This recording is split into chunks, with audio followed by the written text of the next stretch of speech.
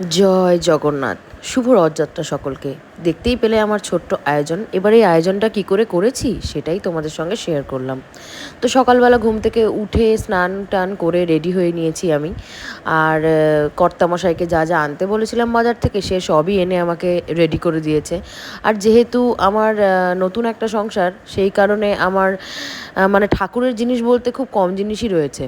তো সেই কারণে এই জিনিসগুলো নিয়ে আসা হয়েছে। আর পিছনের ব্যাকগ্রাউন্ডটা প্রচণ্ড মেসি, আমি জানি, সেটাকে প্লিজ একটু ইগনোর করো। আর তো দেখো কিভাবে কি করছি।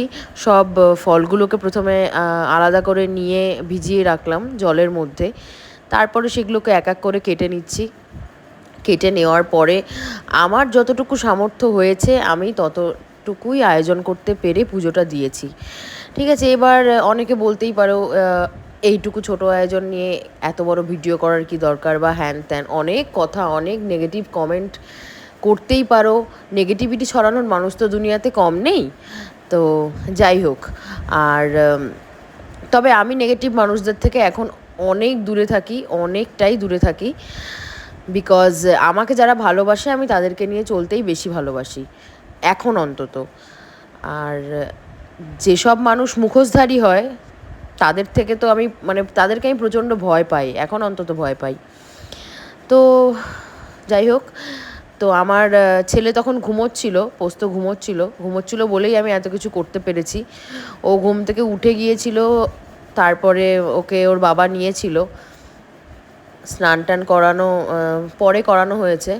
তো সব কিছু রেডি করে নিয়েই আমি পুজো টুজো করে ঘরের পুজোও দিয়েছি। দিয়ে নিয়ে তারপরে তো নিরামিষ খেয়েছি কালকে। খাওয়া দাওয়া করে রেস্ট নিয়ে আবার বিকেলবেলা বেরিয়েছিলাম। বেরোতে হবেই, পোস্তবাবুর প্রথম রথ, তাকে তো রথ দেখাতেই হবে, রথ টানাতেই হবে।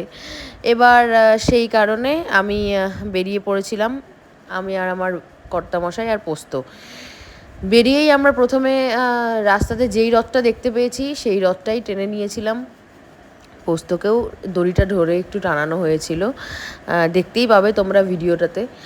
আর আরও অনেক ছোট ছোট রথ গিয়েছে, সবকটাই টেনেছি, কিন্তু সবকটা ভিডিও করতে পারিনি।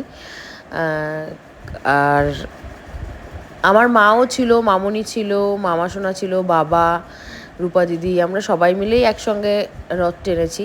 আসলে আমি এই মানুষগুলোর সঙ্গে থাকতেই বেশি ভালোবাসি, কারণ তারা আমাকে কোনো মুখোশ নিয়ে বা মুখোশ নিয়ে ভালোবাসে না, তারা আমাকে মন থেকে ভালোবাসে।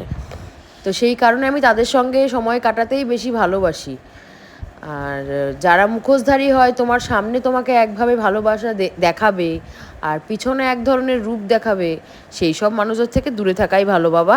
এই দেখো আমাদের দিয়া রানী, আর আমরাও আছি। আজকের ব্লগটা এইটুকুই। ভালো লেগে থাকলে প্লিজ আমার চ্যানেলটাকে সাবস্ক্রাইব করে দিও, পেজটি ফলো করে দিও। বাই।